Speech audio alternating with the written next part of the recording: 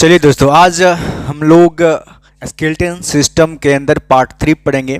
और आज हम लोग जो है difference between bones and cartilage के बारे में पढ़ेंगे। हड्डियों और उपास्थियों में क्या अंतर है, मेनली हम उन चीज़ों के बारे में पढ़ेंगे। हमने पिछले 2 वीडियोज़ में देखा कि हमारे बॉडी के अंदर जो स्केलेटन सिस्टम होता है वहाँ जो है किन किन हड्डियों को क्या क्या बोली जाती है, किस प्रकार से उनका नामकरण है वो दिया गया है। ठीक है, तो अब हम लोग जो पढ़ने वाले हैं वो पढ़ेंगे कि हड्डियों और उपास्थियों में एक्चुअली में अंतर होता क्या है।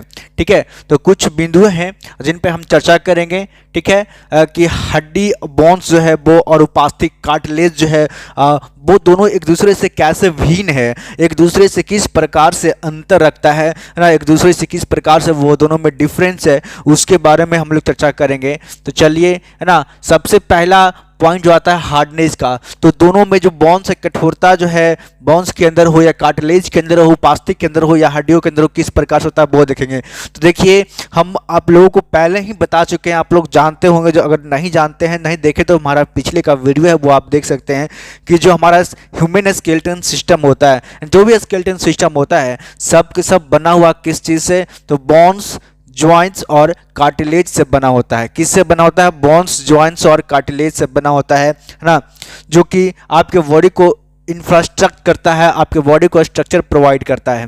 ठीक है, तो जो बोन्स होते हैं वो हार्डनेस किस प्रकार से उसका होता है, और कार्टिलेज है उसका हार्डनेस जो है वो किस प्रकार से होता है। तो सबसे पहले देखिए, जो बोन्स हैं, हड्डियां हैं, वो थोड़ा कठोर होता है, ठोस होता है, सख्त होता है ना। बहुत ज़्यादा कह सकते हैं कि मजबूत होती है ना। लेकिन इसमें क्या होता है, कठोरता होती है, और ये क्या होता है, ठोस होता है। लेकिन जैसे ही अगर बात करें कार्टिलेज का, तो ये सॉफ्ट होता है और फ्लेक्सिबल होता है, नरम और लचीला होता है। कैसा होता है? नरम और लचीला, है ना, जिसके वजह से ही तो हमारी बॉडी का जो पार्ट है, जैसे मान लो ये हैंड्स को मैं हिला पा रहा हूँ, देखो इस हाथ को मैं क्या कर रहा हूँ, हिला पा रहा हूँ, घुमा पा रहा हूँ। तो इसके पीछे क्या कारण है? ये हाथ जो है ना, अपने हैंड से क्या बना हुआ है, बोन से बना हुआ है ना, जॉइंट से बना हुआ है, और कार्टिलेज की उपयोग की गई है। तो ये जो है, ये हड्डियां जो है वो मूव नहीं कर रही है ना, कहीं कहीं जो है वो क्या हो रहा है, मूवमेंट हो रहा है। उसके पीछे क्या कारण है कि कार्टिलेज जो है वो इसे मूव करने में इसकी सहायता कर रही है, इसकी सहायक है। तो अगर बात की जाए तो डिफरेंस की, तो अगर हार्डनेस में अगर बात की जाए तो बोन थोड़ा क्या होगा, हार्ड होगा, रिजिड होगा, कठोर और ठोस होगा। कार्टिलेज जो होगा वह क्या होगा, सॉफ्ट और फ्लेक्सिबल होगा। दूसरी चीज है संरचना, कंपोजिशन की अगर बात करें तो ये कैल्शियम फॉस्फेट और कोलेजन से बना होता है। कैसे? कैल्शियम फॉस्फेट और कोलेजन से बना होता है ना। और ये जो है वो कार्टिलेज जो है वो कॉन्ड्रोकाइट्स और कोलेजन से प्लस इलास्टिन से बना होता है ना। कॉन्ड्रोसाइट्स और कोलेजन प्लस इलास्टिन से ये जो होता है वो कार्टिलेज का फॉर्मेशन होता है। इसकी संरचना जो कह सकते हैं कंपोजिशन है। प्रोटीन की अगर बात की जाए तो कोलेजन टाइप आई प्लस ओस्टिन प्रोटीन जो है वो हड्डियों के अंदर, बोन्स के अंदर पाई जाती है। और collagen type 2 plus elastin plus chondrin, है ना, ये जो है वो क्या कार्टिलेज के अंदर पाई जाती है ना। ब्लड सप्लाई की अगर बात करें तो रक्त आपूर्ति किस प्रकार से होती है, तो वास्कुलर ब्लड विजल्स प्रेजेंस होता है इसमें ना, रक्त वाहिका होती है ना, वॉन्स जो है क्या, और अवेस्कुलर नो ब्लड विजल्स कह सकते हैं कि रक्त वाहिकाएं इसमें नहीं होती है। ठीक है, नर्वस सिस्टम की अगर बात करें, तंत्रिकाएं की अगर बात करें तो ये प्रेजेंट होता है क्या, तो फ्रैक्चर पर दर्द होता है ना। जब भी बोन्स फ्रैक्चर करेगा तो क्या होगा, है ना, बहुत ज़्यादा दर्द करेगी, है ना। और इसमें जो है सीधे दर्द नहीं होता है ना। कार्टिलेज के अंदर किसी भी प्रकार की अगर बात करें तो नर्व्स होगा, यानी किसी प्रकार की थोड़ा फ्रैक्चर वगैरह इसमें तो होता नहीं, तो ये दर्द वगैरह नहीं करता है सीधे तौर पे, है ना। अब बोन मैरो की अगर बात करें तो बोन मैरो जो है ना, क्या होता है, तो बोन मैरो जो है प्रेजेंट होता है। बोन मैरो के अंदर आरबीसी, डब्ल्यूबीसी और प्लेटलेट्स, है ना।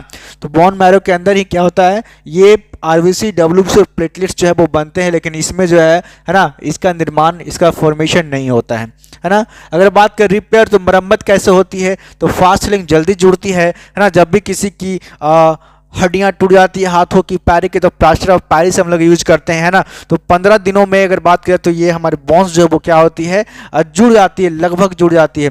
लेकिन जब इसमें स्लो हीलिंग होगी, है ना, तो ये धीरे धीरे क्या होता है, जुड़ता है, वो जल्दी रिकवर नहीं होता जब कार्टिलेज में जो है किसी प्रकार का फ्रैक्चर आ जाए। ठीक है। सेल्स की अगर बात करें कोशिकाएं तो ऑस्टियोसाइट्स है ना, बोन सेल इसमें पाई जाती है, और ये कार्टिलेज सेल्स इसमें होती है जिसको हम लोग बोलते हैं कॉन्ड्रोसाइट्स। क्या बोलते हैं? कॉन्ड्रोसाइट्स बोलते हैं। अगर एग्जाम्पल है तो फीमर है ना, जांग, ह्यूमरस, बाजू, ये सारे बोन्स जो है एग्जाम्पल है ना। लेकिन अगर बात करें कार्टिलेज का तो सबसे बढ़िया एग्जाम्पल अगर दे सकते हैं हम तो नोज है, ईयर पिन्ना है, कान है ना, ट्रेशिया है ना, सोशल एनालिसिस जिसको बोलते हैं हम लोग, ये सारे जो है इसका क्या है? एग्जाम्पल है। अब देखी जाए ये डायग्राम है ना, तो ये दो बोन्स आपको दिखाई दे रहे हैं। क्या दे रहे हैं? ये यहाँ पे आपको दो है ना बोन्स दिखाई दे रहा है। आपके पैरों की जो बोन्स है ना, लेग बोन्स है, वो आपको दिखाई दे रहा है। तो ये दोनों क्या है? बोन्स है ना, अपर और लोअर, ठीक है। ये क्या है? ये फीमर वाला हो गया है ना, और ये वाले जो है वो नीचे वाला पार्ट का जो है वो वाली बोन्स है। लेकिन ये दोनों बोन्स के बीच में जो ये जो आपको दिखाई दे रहा है ना, ये सारे क्या है? कार्टिलेज है। क्या है ये? इसको बोलते हैं हम लोग क्या? कार्टिलेज। क्या बोलते हैं? कार्टिलेज बोलते हैं, ठीक है।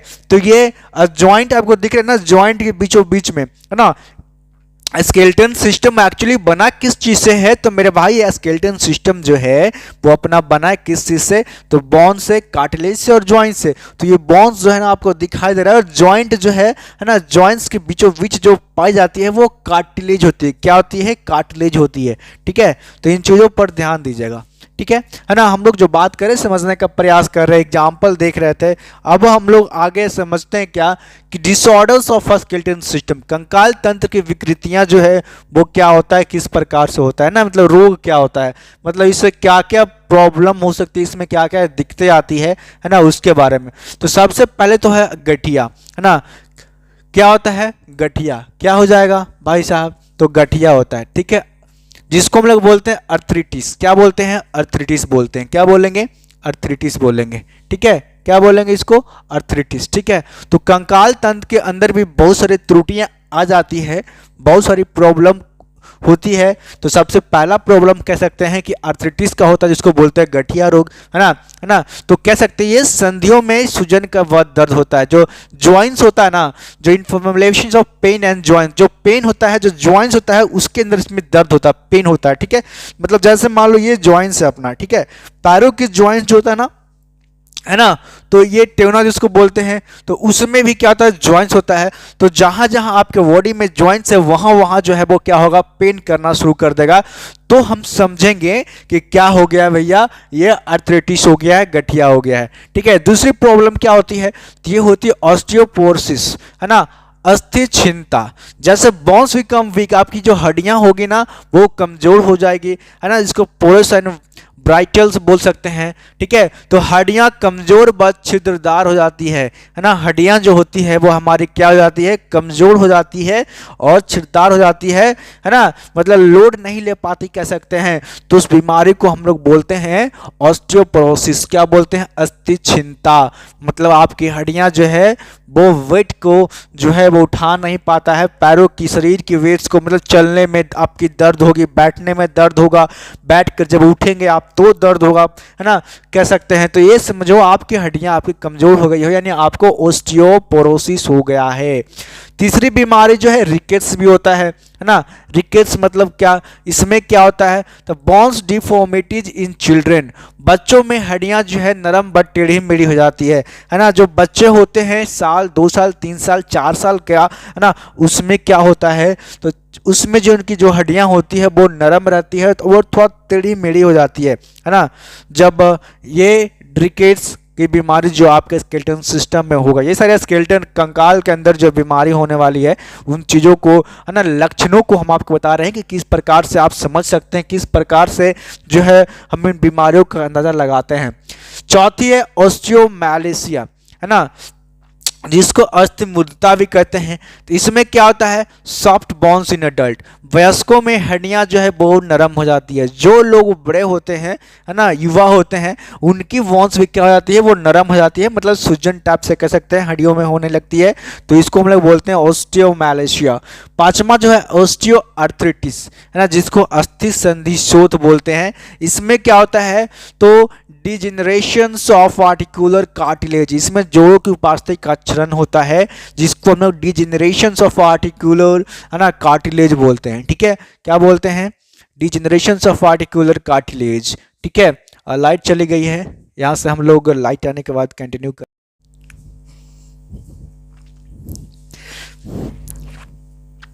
देखिए हम लोग बात कर रहे थे क्या, ओस्टियोमलेशिया हो गया अपना, है ना, अस्थि मृदता हो गया, सॉफ्ट बोन्स इन एडल्ट, जो वयस्कों में हड्डियां होती है वो क्या हो जाती है, वो नरम हो जाती है ना। उसके बाद हमने देखा ऑस्टियो आर्थराइटिस, जिसको अस्थि संधि शोथ बोलते हैं, डिजेनरेशन ऑफ आर्टिकुलर कार्टिलेज, जो कि जोड़ों की उपास्थि का आचरण होता है।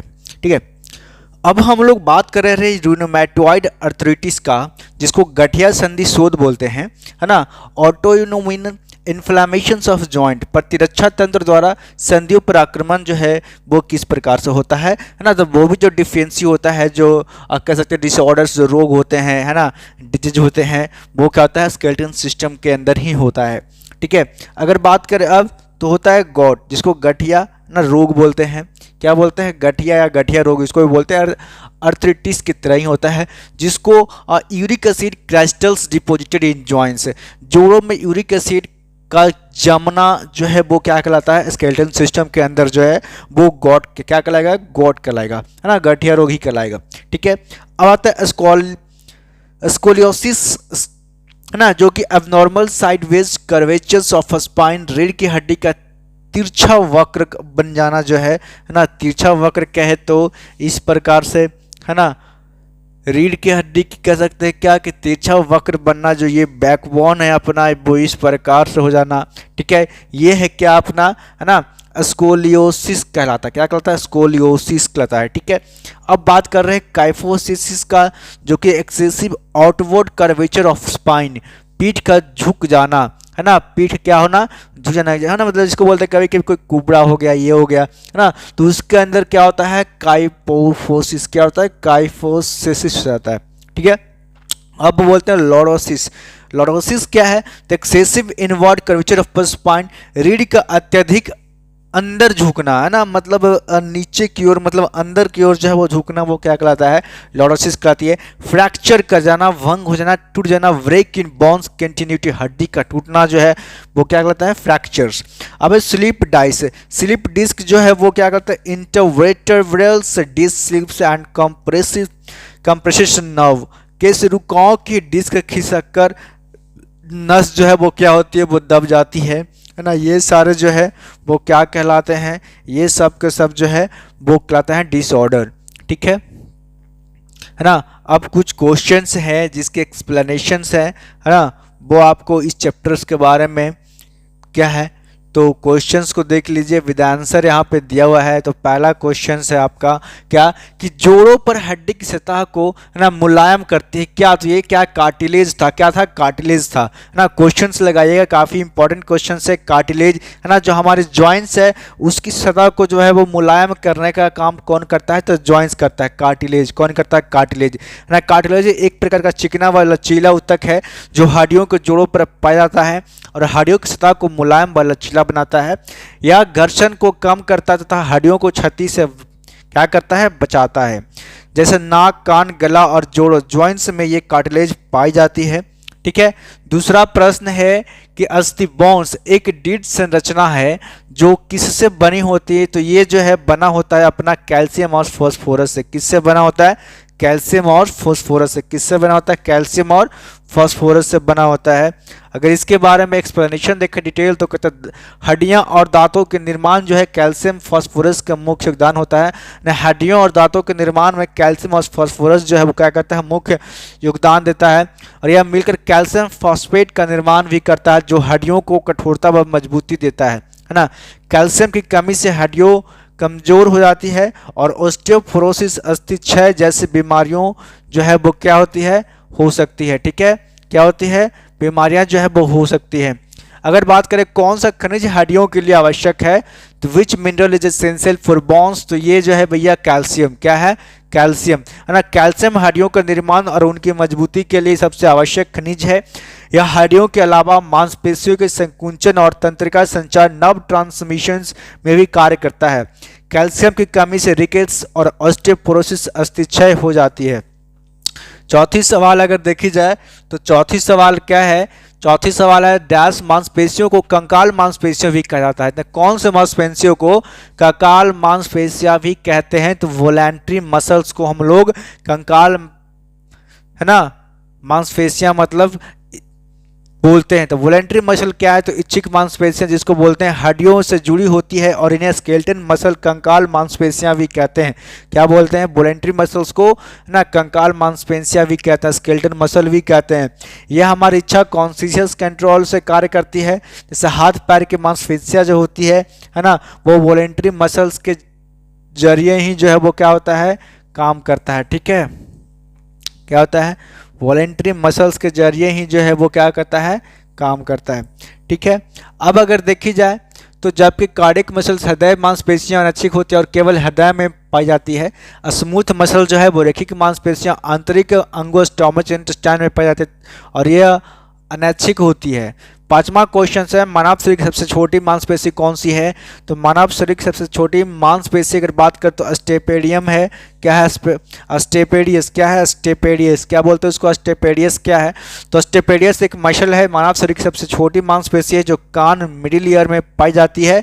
इसकी लंबाई लगभग 1 mm होती है, मिलीमीटर 1 मिलीमीटर होती है। यह कान की हड्डियां या स्केल्स की गति को नियंत्रित करती है और हमें तेज ध्वनि से बचाती है।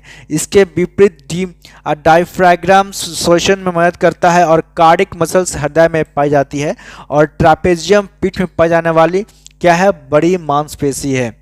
छठा क्वेश्चन है, मांसपेशियों की हड्डियों से जोड़ता है तो कौन? Connect muscles to be bones. ये कौन जोड़ने का काम करता है? लिगामेंट करता है। क्या कौन करता है? फाइबर करता है। क्या कौन करता है? एरोलोर करता है। क्या टेंडन करता है? क्या? तो भाई साहब टेंडन करता है। कौन करता है? टेंडन का काम है क्या, कि मांसपेशियों को हड्डी से जोड़ना। ठीक है, ये किसका काम है? टेंडन का काम है। किसका काम है भाई साहब? टेंडन का काम है। ठीक है, तो टेंडन का क्या काम है? तो एक दूसरे को क्या करता है, जोड़ने का काम करता है। ठीक है,